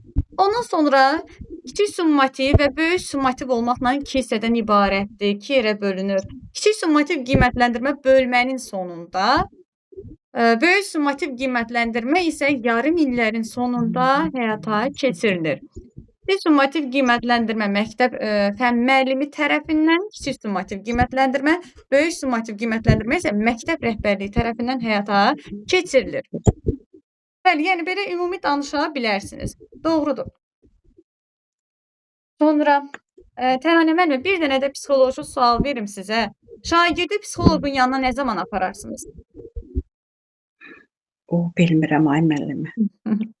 Şagirdi psixoloqun yanına biz birinci növbədə şagirdləri özümüz müşahidə etməliyik. Əgər şagirdin davranışında hər hansısa bir özünə qapanma, ümumiyyətlə deyək ki, şagirddə asosialistlik müşahidə ediriksə, yəni sosial mühitdən təcrid olunubsa, digər yoldaşları ilə birgə məsəl üçün fəaliyyət göstərmir, özünə qapanır, həddən artıq belə deyək də o emosional gərginlik yaşayırsa, biz onda bilirik ki, şagirdin bir problemi var. Buna görə də biz birinci növbədə özümüz müdaxilə etməliyik. Yəni bir müəllim olaraq şagirdlə söhbət aparmalıyıq. Şagirdlə söhbət aparıb bunu müəllim-şagird çərçivəsində həll etməyə çalışmalıyıq. Əgər biz həmin o problemləri, emosional gərginliyini, sosial mühitdən təcrid olunmasını, özünə qapanmasını, əgər biz bunları, ola bilər bunlar bullying əlaməti də ola bilər.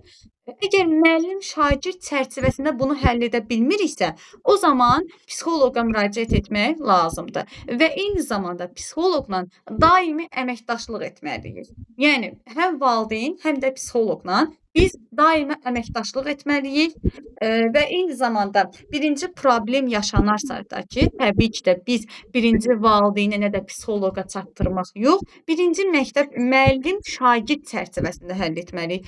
Görsək ki, həll edə bilmirik, o zaman psixoloqun köməyinə ehtiyac duymuş oluruq. Əlbəttə, ona görə psixoloqla əməkdaşlıq edib birgə şəkildə müəllim, psixoloq, şagird üçbucağı çərçivəsində həll etməliyik. Aha, sağ olun Təranə müəllimə. Sağ olun. Mehriban müəllimə burdadır. Mehriban müəllimə. Müəllimə, axşamınız xeyir. Axşamınız Necəsiz xeyir müəllimə? olsun. Çox sağ olun. Siz necəsiniz? Yaxşıyam, sağ ol. Biraz gec qoşuldum müəllimə. Bağışlayın. Eybi yox. Videonun kaydını göndərəcəm, dərsin kaydını. Buyurun, özünüzü təqdim edin Mehriban müəllimə. Mən Bəşirova Mehriban, Nəcməddin qızı, 1968-ci ildə Xaçmaz rayonu Xudaş şəhərində anadan olmuşam. Həmin şəhərin Nərman Nərmanov adına 2 nömrəli tam orta məktəbin ümumi orta təhsilimi başa vuraraq peşə təhsili almışam. Peşə təhsilimi qırmızı diplomla bitirərək həmin ili Bakı Sənaye Pedaqoji Texnikumunun Kənd Təsərrüfatının Mexanikləşdirilməsi fakültəsinin fakültəsinə qəbul olmuşam.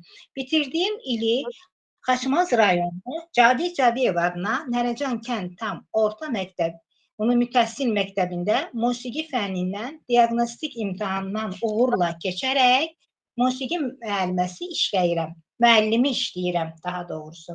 Hal-hazırda bu il 2026-cı ildə keçirilən müəllimlərin sertifikasiya imtahanından uğurla keçərək müşahidə mərhələsinə dəvət almışam. İşlədiyim bu illər ərzində 37 ildir ki, məktəbimizin tədbirində təşkilatçı müəllim kimi fəaliyyətim olub. Diplom və sertifikatlarla təltif olmuşam. Məqsədim bir müəllim kimi şagirdlərimi Azərbaycanın musiqi mədəniyyətini daha dərindən tanıtmaq, innovativ layihələr təşəbbüs göstərmək, şagirdləri inkişaf etdirmək, təhsilin keyfiyyətini yüksəltməkdir. Əla, mükəmməl. Mükəmməl, çox gözəl. Mehriban müəllimə, orada musiqi müəlliməsi kimi işləyirəm yox, musiqi müəllimi kimi fəaliyyət göstərirəm. Keçən dəfə dediniz, yaxşı müəllimə. Musiqi müəllimi kimi fəaliyyət. Bilirsiniz, cümlə o qədər belə olanda sərgəli çıxır. Sərgəli səslənir. Musiqi müəllimi kimi fəaliyyət göstərirəm. Belə daha əla. Bir dənə o hissədə düzəliş edin, zəhmət olmasa, yəqin ki, o düzəliş etmək yadınızdan çıxır hər dəfə. Hə.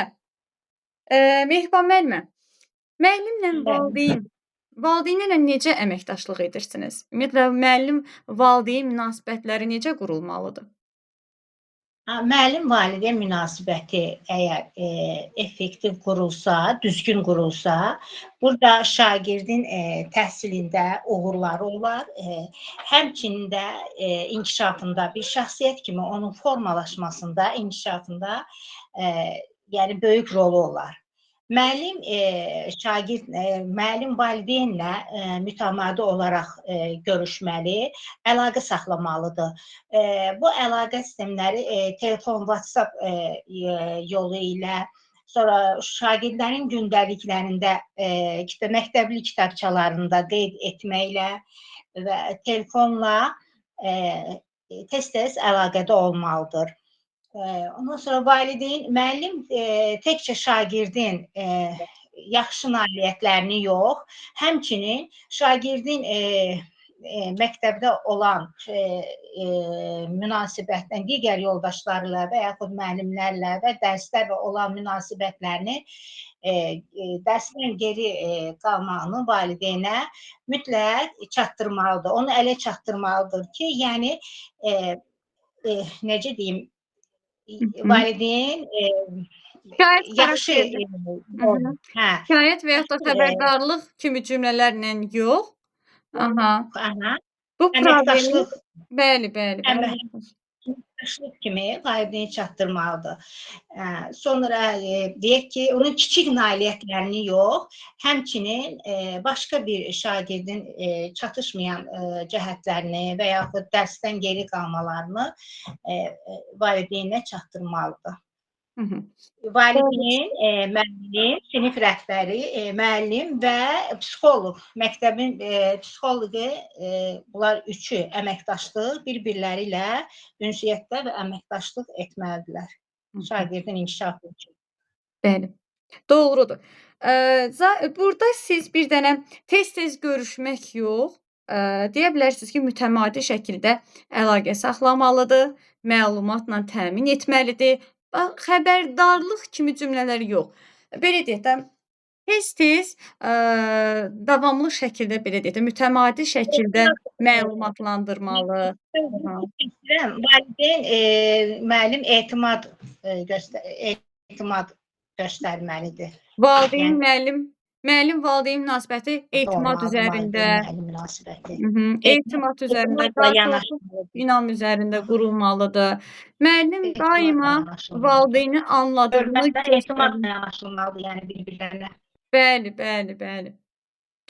Müəllim valideyni daima anladığını, empatiya nümayiş etdirməlidir, anladığını göstərməlidir. Qarşılıqlı etimad üzərində qurulmalıdır. Konfidensiallıq qorunmalıdır. Konfidensiallıq nədir?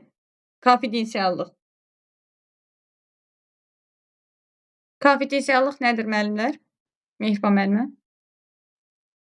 Müəllimə, internet getmiş deyə. Sizdə gedib, yoxsa məndə? Nəysə zəifdir. Məndə gedib müəllimlər, yoxsa səsim zəif gəlir? Müəllimə, internet gəlib. İnternet sizdədir problem, yoxsa məndə? Məndə hər şey qaydasındadır. Biz eşidirik müəllim, Mehriban müəllimədədir.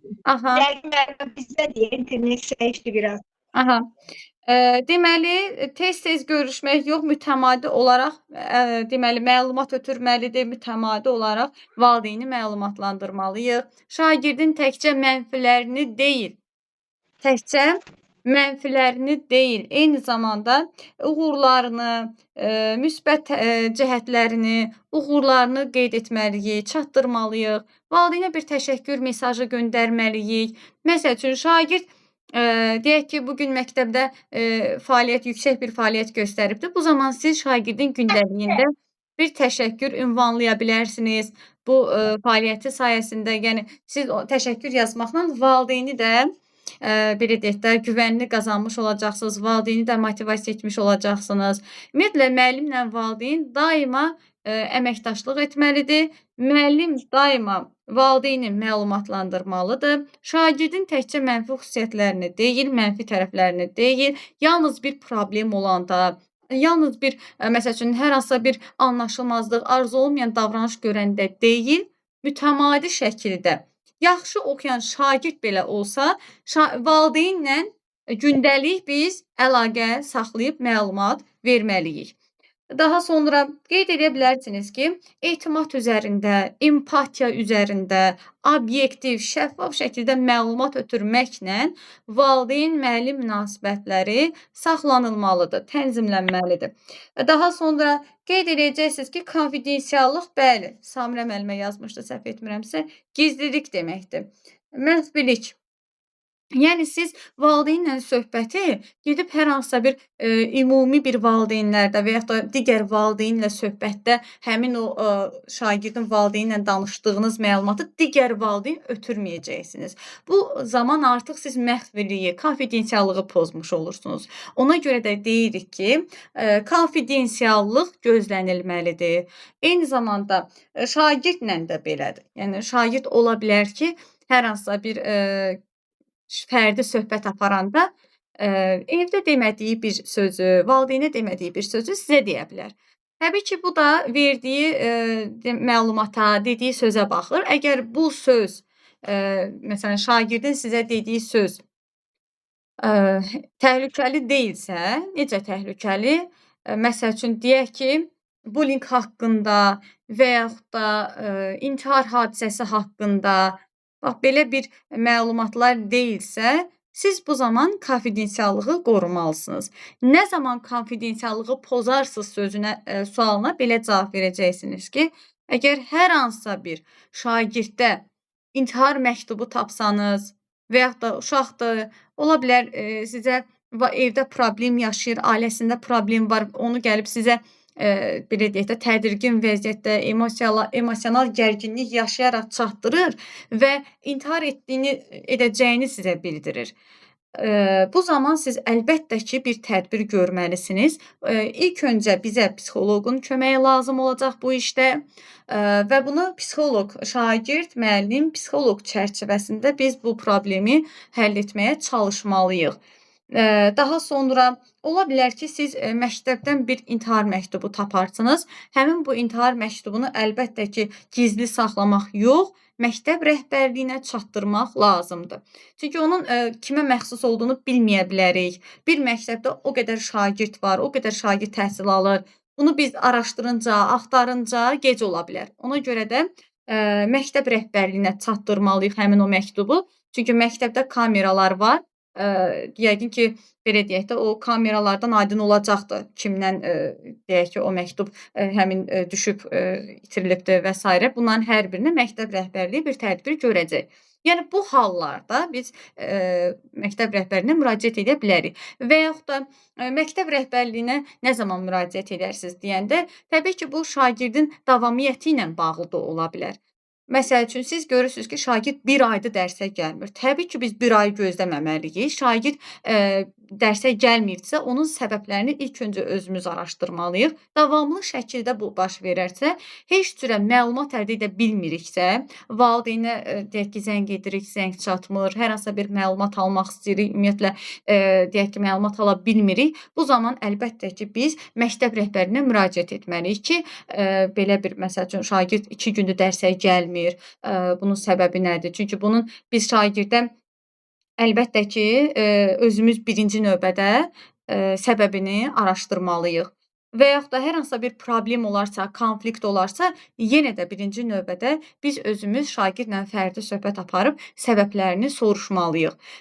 Əlbəttə ki, bunu psixoloqdan, düzdür, biz bunu tək özümüz həll edəcəyimizi düşünmür. Yəni, bu düşüncədə olmuruq. Sadəcə birinci növbədə bir müəllim kimi səbəbini biz özümüz soruşmalıyıq. Dərhal gedib kiməsə çatdırmaqdan və yaxud da valideynə çatdırmaqdan, məktəb rəhbərinə çatdırmaq əvəzinə biz özümüz fərdi söhbət aparıb bunun səbəblərini araşdırmalıyıq.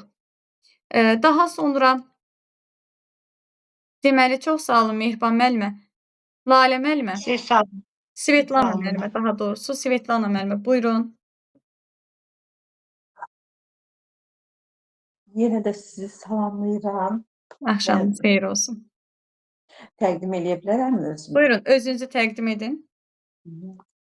Mən Məhsumova Svetlana İsmail qızı 1970-ci ildə Qax rayonunun Qaraxala kəndində anadan olmuşam. İlk təhsilimi elə öz doğma kəndimizdə almışam.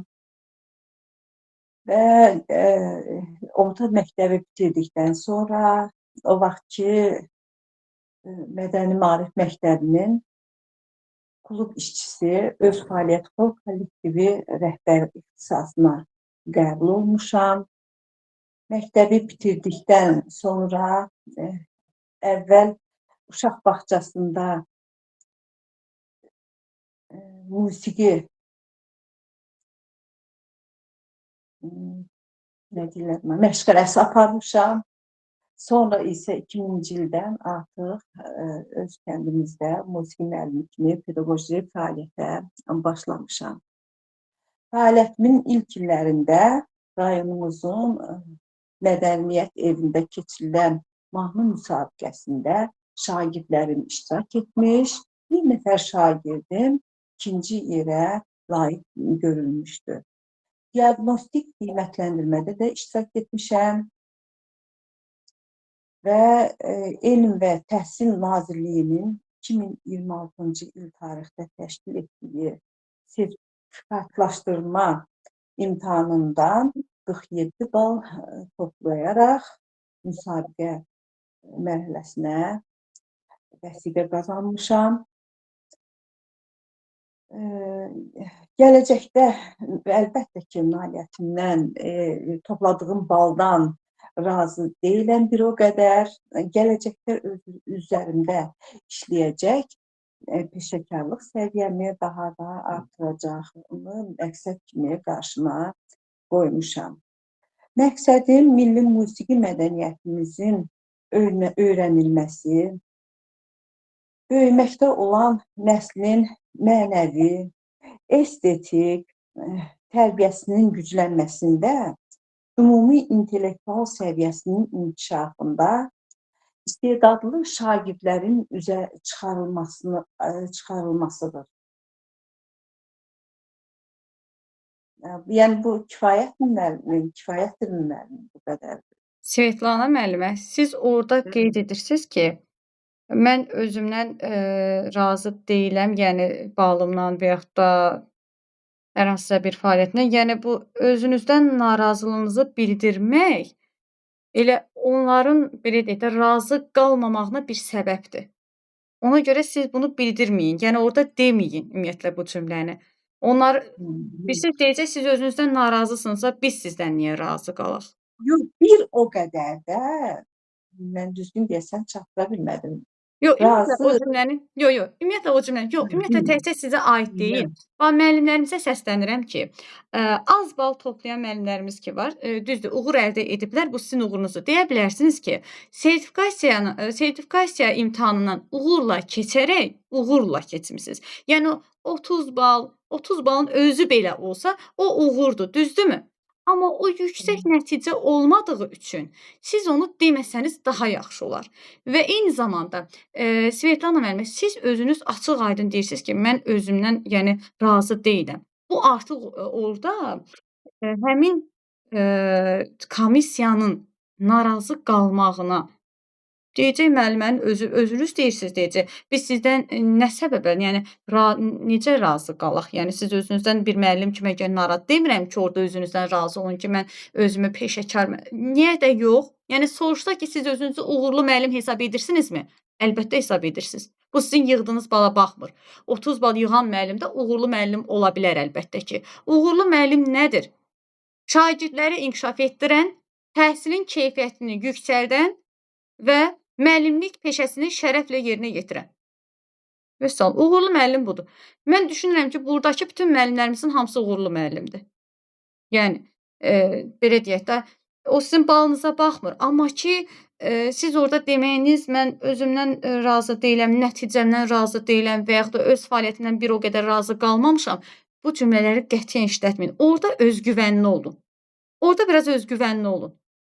Amma bu demək, özünüzdən narazı olmaq biraz onların qarşısında, onların elə bir ki, onlara fürsət vermiş olursunuz. Ki, yəni məni kəsə bilərsiniz. Bu da düzgün bir şey deyil. Ona görə siz, bəli, bu cümləni heç vaxt işlətmirsiniz. Yəni bu cümləni ümumiyyətlə oradan çıxardın.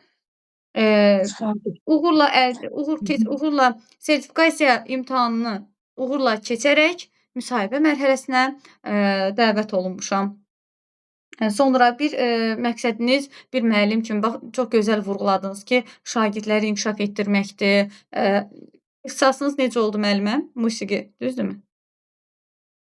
Xor kollektivinin rəhbəri. Musiqi müəlliməsiniz də, ixtisasınız musiqidir. Ay sağ olun. Azərbaycanın musiqisinin zənginliyini şagirdlərə çatdırmaq, gələcək nəslə ötürmək, Azərbaycan musiqisini yaşatmaq bir müəllim kimi məqsədim budur. Yəni bu cürə gözəl cümlələrdən istifadə edib siz özünü təqdimatı bitirə bilərsiniz. Yəni belə o cümləni çıxarsaq hər şey əladır, yerində. Dəfələrlə də bunu indi məşq eləyəcəyik, düzələcək. Hər kəs müəllimə, Bəli, əvvəla axşamınız xeyir olsun. axşamınız xeyir olsun. Sözünüzü böldüm. Buyurun. Demək olar ki, mənim demək istədiklərimin hər birisini siz çox gözəl şəkildə izah verdiniz.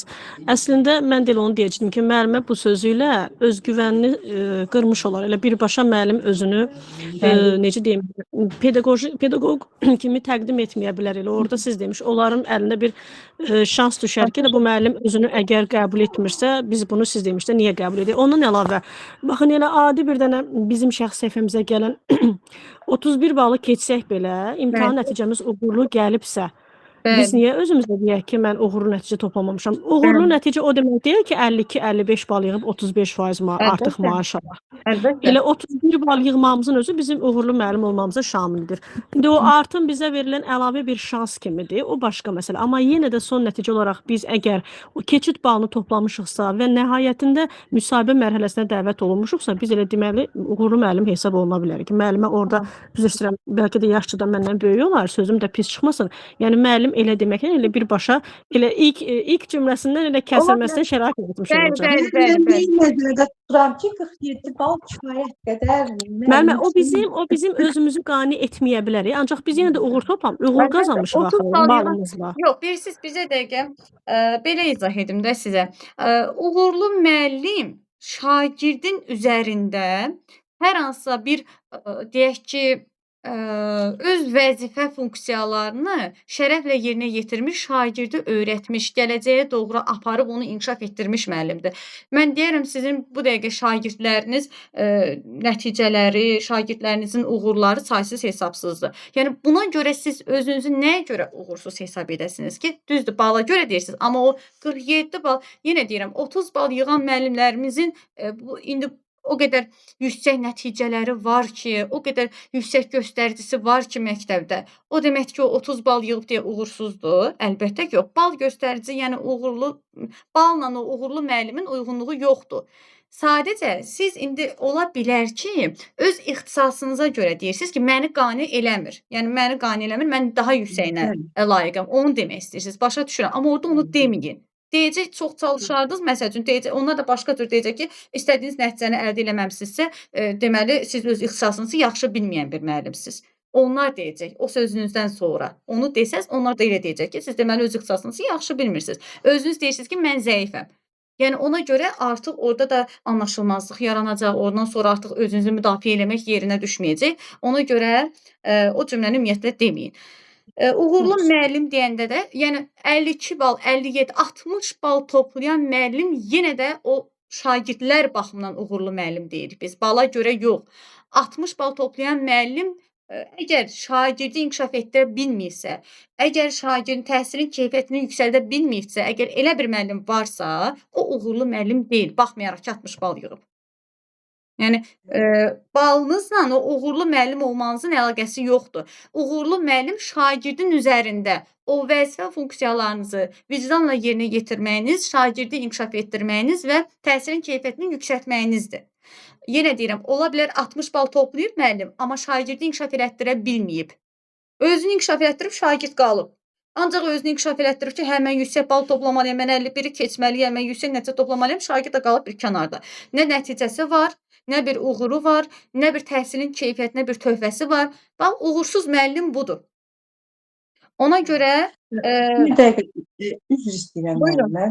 Biz bütün məktəb tədbirlərində şagirdlərimiz musiqi nömrələri ilə çıxış edir. Təbii ki, o bizim üzərimizə düşən vəzifədir. Yəni bunu da mən qeyd edə bilərəmmi? Bəli. Məktəb tədbirində yaxından iştirak edirik şagirdlərimiz. Bəli. Bax, uğurunuz odur. Bəli, baxın uğurunuz odur sizin. Məktəb tədbirində, təhsilin idarə olunmasında yaxından iştirak etməyiniz, tədbirlər təşkil etməyiniz, bir musiqi sənətini, musiqini şagirdlərə tanıtmağınız, Azərbaycanın musiqi sənətini yaşatmağınız sizin uğurlarınızdandır. Yəni şagirdlərə əgər bunları aşılaya bilmisinizsə, ən azından şagird yenə deyirəm, özünü, mən həmişə bu sözü demişəm. Şagird özünü musiqi dərsində, riyaziyyat dərsində oturduğu kimi hiss eləməməlidir. Yəni hiss etməlidir ki, o musiqi dərsindədir. Riyaziyyat dərsində deyil və yaxud da ədəbiyyat dərsində deyil, hər hansısa bir nəsə tapşırıq yaza və yaxud da gələ mahnını üzünə oxuya. Musiqi dərsində hər hansısa bir resurslardan, əlavə məsələn səs ucadıcılardır, adisə telefonun özündən də istifadə edib dərs keçmək o qədər gözəl. İnanıram ki, burada olan musiqi müəllimlərimiz də elə dərs keçir. O qədər Bizdə gözəl. məzmun xətti başqa fənlərdən fərqli olaraq bizdə musiqi aləmidir, emosional dəyərləndirmədir, bizdə musiqi fəaliyyətidir də məzmun xətti. Bəli, bəli. İndi biz uşaqlara tutaq ki, hər hansı bir simfoniyanı dinləyəndə mən uşaqlara deyirəm ki, bax, sizin özünüzün fantaziyanız olmalıdır. Dinləyirsiniz musiqidə, sonra siz sözlərlə ifadə edin görün. Bax, bu simfoniyanı dinlədikdə sizin göz önünüzə hansı təsvirlər gəlir? Yəni, burada uşaqların fantaziyası da əslində musiqi dərsində inkişafına çox böyük rolu var. Bəli. Yəni, uşaqlar musiqini dinləyir və öz sözləri ilə deyir ki, bax, mən burada bunu görürəm. Tutaq ki, döyüş səhnəsini görürəm. Tutaq ki, nə bilim, gözəl bir yaşıl göyçəmən, kəpənəklərin uçuşunu hiss edirəm bu simfoniyanı. Şu muğamını dinləyəndə, məsəl üçün, uşaqlar onu təsvir edirlər. Bəli, doğrudur. Uşaqların yaradıcı fantaziyaları da əslində burada inkişaf edir. Bəli, bəli. Siz həmin o dediyiniz fəaliyyəti motivasiya mərhələsində istifadəniz necə şagirdləri maraqla dərsə həvəsləndirə bilərsiniz? Məsəl üçün, o sual verilsə ki, siz şagirdləri necə dərsə cəlb edirsiniz? Bax, bunu desəniz çox əla olar. Şagirdlərdə bir maraq yaradır. Bax, onu təsvir etmək, şagirdlərin, ümumiyyətlə, şagird yönümlü bir dərs keçməyiniz, motivasiya mərhələsini çox maraqlı qurmağınız, bax, elə o dediyiniz fəaliyyətinizdən bəllidir ki, çox gözəl bir dərs qurursunuz. Ona görə də, bax, o cür fəaliyyətlərinizdən danışacaqsınız sual verəndə, praktik fəaliyyətlərinizdən danışacaqsınız. Yəni, bunlardan istifadə edə bilərsiniz, əlbəttə. Suallar verəkmi, Svetlana müəllim? Oxumusunuzmu PDF-lərdən? Oxumuşam, bilmirəm də indi keçdi, verə bilərəm. Verə bilərəm, bilmərəm də heç nə. Sual verə bilərsiniz. Cavab verə bilməsəniz, narahat olmayın. Mən cavablandıracağam, özüm izah edəcəm, cavablandıracağam. Mən biraz özümü ifadə eləməkdə çətinlik çəkən adamam. Ancaq ki, ona görə də bax, hər dərs iştirak edin. Bax, özünü ifadədə əziyyət çəkən müəllimlərimiz ən azından bir müsahibəyə qədər dərsdə iştirak eləməlidir. Ki, orada siz hər dəfə siz özünüzü ifadə edəndə artıq bu vərdiş halını alır. Orada sanki elə bil mənlə danışacaqsınız. Yəni, o tərzdə. Kameranı da açsaz daha gözəl olar. Bugün bir dənə Təranə müəlliməni görmüşəm. Oturmuşam, istəmirəm çirkin görünür. Hə, ona görə belə deyim də, siz kameranı açsaz daha yaxşı olar ki, orada da özünüz sərbəst, yəni mənlə necə danışırsınız, orada da özünüzü o cür hiss eləyəcəksiniz. Ona görə kameranı açmanızı ona görə istəyirəm. Hə, narahat olmayın. Əsas odur, sualdan qorxmayın. Sual, ay mənə elə sual verər ki, bilmərəm. Ay mənə elə bir sual, orada da sualdan qorxmayın. Öz pratikanızdan bilməyəcəksiniz. Sualı tam olaraq sizə aydın olmasa və yaxud da fikirləşsəniz ki, mən buna necə cavab verim, öz pratikanızdan istifadə edin. Bax, musiqi müəllimlərimizin öz yaradıcılığı, öz ideyaları, keçdiyi dərsi danışanda mənim özüm maraqla oturub belə dinləyirəm. O qədər gözəl, maraqlı dərs keçirsiniz ki, bax, elə öz fəaliyyətinizdən danışsanız, İnanın, yüksək dərəcədə qiymətləndiriləcəksiniz. Bir dənə o psixoloji suallardır ki, orada da bilin ki, müasir müəllim, müasir pedaqoji yanaşmadan istifadə edərək cavab verəcəksiniz. Yəni, müasir müəllim necədir? Cəzalandırmır, xəbərdarlıq etmir, şagirdi çərçivəyə salmır, ümumiyyətlə, hətta qorxu ilə sinfi idarə etmir. nəsə bir şey olanda qaçmır direktorun yanına, nəsə bir şey olanda qaçmır psixoloqun yanına və ya da valideynə dərhal zəng edib xəbər vermir. Nə edir? Özü birinci araşdırır, şagirdi fərdi söhbət edir, şagirdi yoldaşlarının qarşısında belə deyək də alçatmır və ya da pis eləmir. Yəni bunları müasir müəllim bax belə olmalıdır. İnanıram ki, siz də eləsiniz. Öz praktikanızdan istifadə edəndə daha təbii, orijinal alınır. Svetlana Əslində müəllim.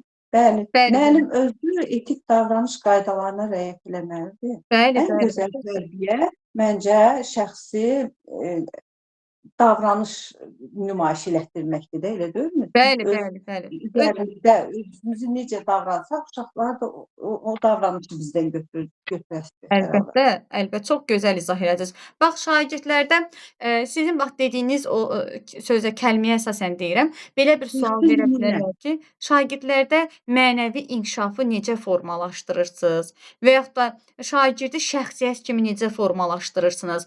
Bax, bu suallara bax, az öncə Svetlana müəllimə qeyd etdi ki, özümüz necə isə, yəni şagird də gördüyünü götürür. İstər valideyn olsun, istər müəllim. Nümunə çox önəmlidir. Bəli, Şəxsi bəli. nümunə. Özünüz şəxsi nümunə. Görün nə gözəl səsləndirir Svetlana müəllimə.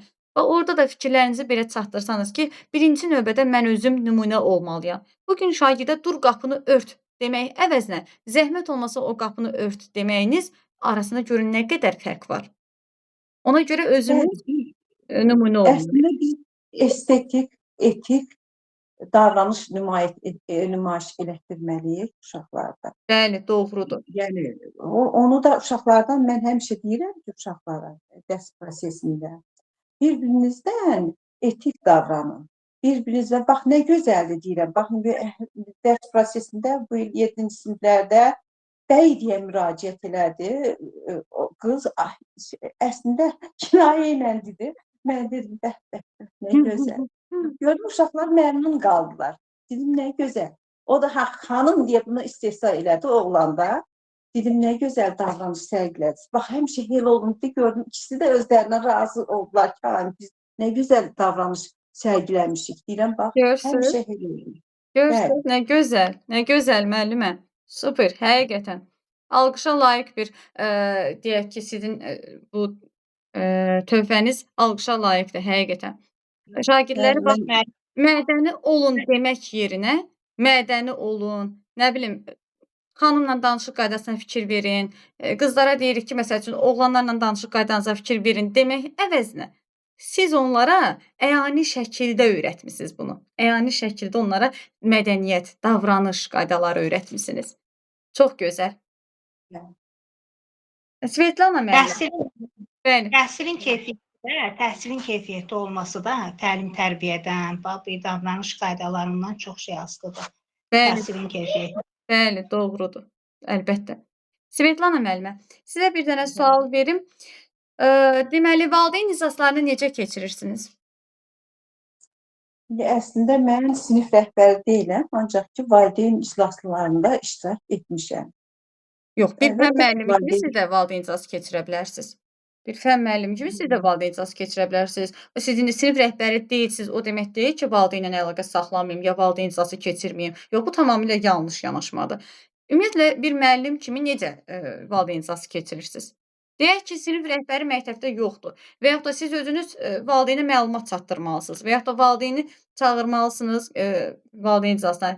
Necə təşkil edirsiniz o iclası? Əlbəttə ki, əməkdaşlıq eləməliyik valideynlərlə. Valideynlərlə mədəni davranmalıyıq ən azından. Ən azından əməkdaşlığa cəlb eləməliyik, dəvət etməliyik. Yəni uşaqların müsbət inkişafına görə, mənəvi inkişafına görə valideynlərdən biz ancaq xahişlə danışmalıyıq. Etik çərçivədə danışmalıyıq. Onları əməkdaşlığa dəvət etməliyik. Nə bilim?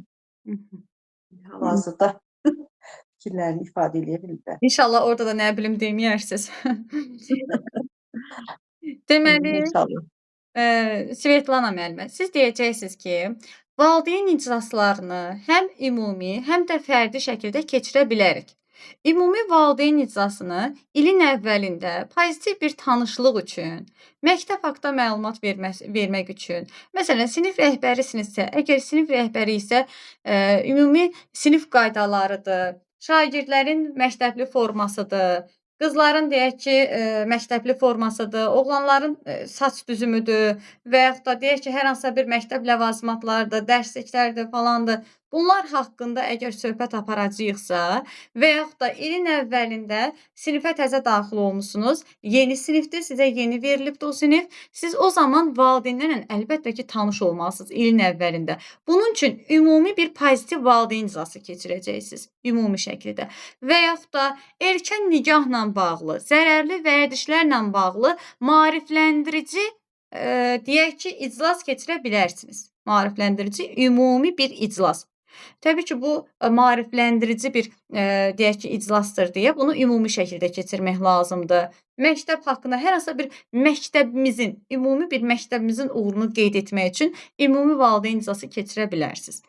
Fərdi valideyn iclası isə nə zaman ki, şagird haqqında məlumat vermək istəyirsinizsə, fərqi yoxdur. Uğuru olsun, qiyməti olsun, davranışı olsun və yaxud da hər hansısa bir deyək ki, arzu olunmayan davranışıdır, yaxşı oxuyandır, deyək ki, qiyməti yüksəkdir. İndi bu yaxşı oxuyur deyə mən valideynləri yığıb ora bunu tərifləyəsi deyiləm ki, düzdürmü? Kənardakılar orada digər şagirdlərin valideynləri gözü qarşısında olmaz əlbəttə ki. Və yaxud da uşaqdır, sizi bezdirib, deyək ki, arzu olmayan bir davranış sərgiləyibdir. Bu zaman siz ümumi valideyn iclası keçirmisiniz. Hər hansısa bir deyək ki, maarifləndirici söhbət aparırsınız. Maarifləndirici söhbət aparıb, indi valideyn gəlibdir məktəbə. Ümumi şəkildə maarifləndirici söhbət aparandan sonra həmin o danışacağınız valideynə deyirsiniz ki, zəhmət olmasa mənlə fərdi şəkildə söhbət edərsiniz. Yəni, söhbət edərik çıxanda. Görürsünüz, onu siz valideynin içərisində yox, fərdi şəkildə başqa bir sinif otağında, koridorda, fərdi şəkildə söhbət etməlisiniz. Və yaxud da 21-ci əsrdir. Telefonla, WhatsApp-la, xəbər bültenləri var. Ümumiyyətlə, tez-tez də valideyni məktəbə çağırmaq olmaz da, bilirsiniz. Tez-tez də valideyni məktəbə çağırmaq olmaz. Bunun üçün siz telefonda mesaj göndərə bilərsiniz, zəng edə bilərsiniz, mütəmadi əlaqə saxlaya bilərsiniz. Fərqi yoxdur, bu şagirdin uğuru olsun, qiyməti barədə olsun, davranışı barədə olsun. Şagird haqqında məlumatı valideynə fərdi şəkildə çatdırmalıyıq. Bu qədər. Yəni, onu eləyirik. Onsuz da biz valideynlə əlaqə saxlayırıq. Ancaq ki, bu da bir yenilik oldu ki, fən müəllimi kimi də biz iclas kəsirik. Bəli. Məktəbdə heç vaxt tələb etməmişlər. Bu da məndən ötürü yeni məlumat oldu. Buna görə də təşəkkür edirəm. Buyurun. Yaxşı ki, bildiniz bu məlumatı. Buyurun, müəllimə, buyurun. Belə müəllimə, sualınız varsa, çox sağ olun Svetlana müəllimə. Sualınız varsa, buyurun. Müəllimlərimizin sualı varmı? Xeyr. Yoxdur. Oldu müəllimlər. Növbəti dərsimizdə inşallah görüşərik. Sağ olun.